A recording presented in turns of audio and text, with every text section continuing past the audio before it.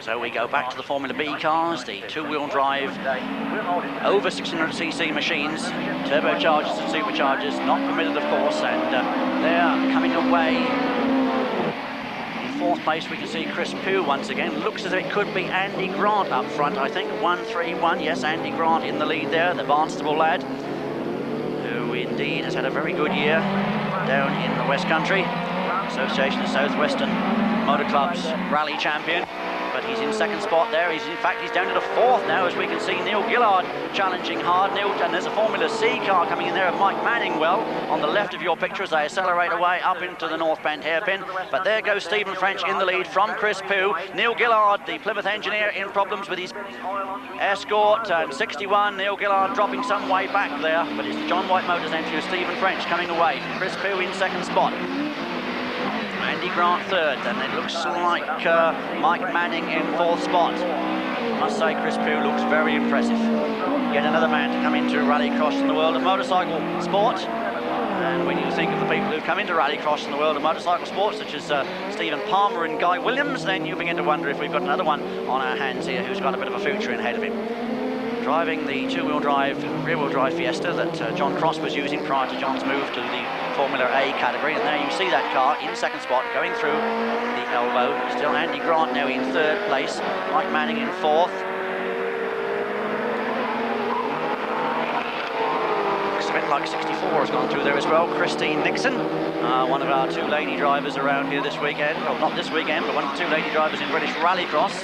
Seems to be been getting a lot of publicity around the British scene this year, but we must not overlook the fact that we've got Bracknell's Christine Nixon giving a bit of glamour to the sport as well, and driving a Mark II Escort. Some pretty useful results, but she's going to have to go some, she's going to get with these two guys who are pulling well clear, as you can see, a long way clear of the rest of the pack.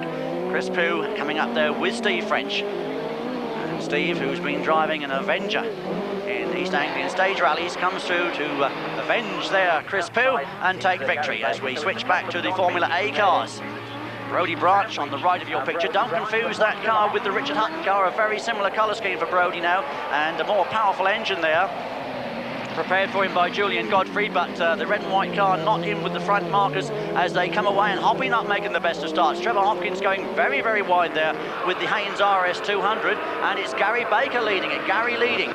Gary Baker, civil engineer, coming away with the John Minty powered car, and a second John Minty powered car there, the Autocross machine, the little 1600 turbo of the four-wheel drive Fiesta of John Cross. Peter Harrell trailing the order, the driver that we saw take a comfortable victory in our first part of this transmission.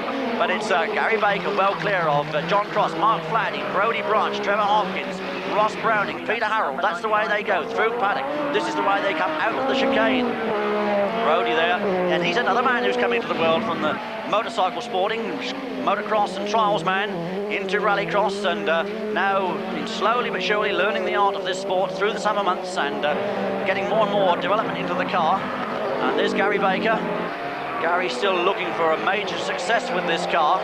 Quite a good year a couple of years ago in Formula B when he was runner-up to Roger Newbold in the British Championship, but somehow or other hasn't quite managed to deliver the goods so far with the RS 200. Not the easiest car, it has to be said, to make to work.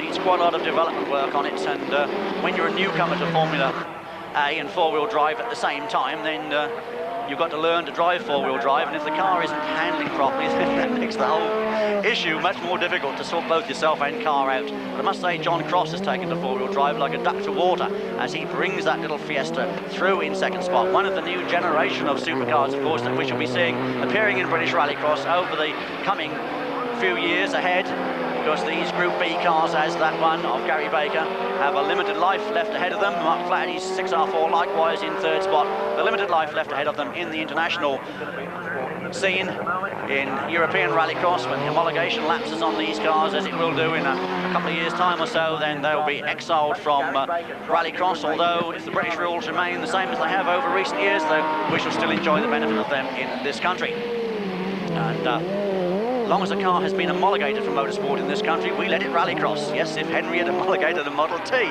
you could still literally drive it in rallycross if you wanted. I wouldn't say you'd get with these boys.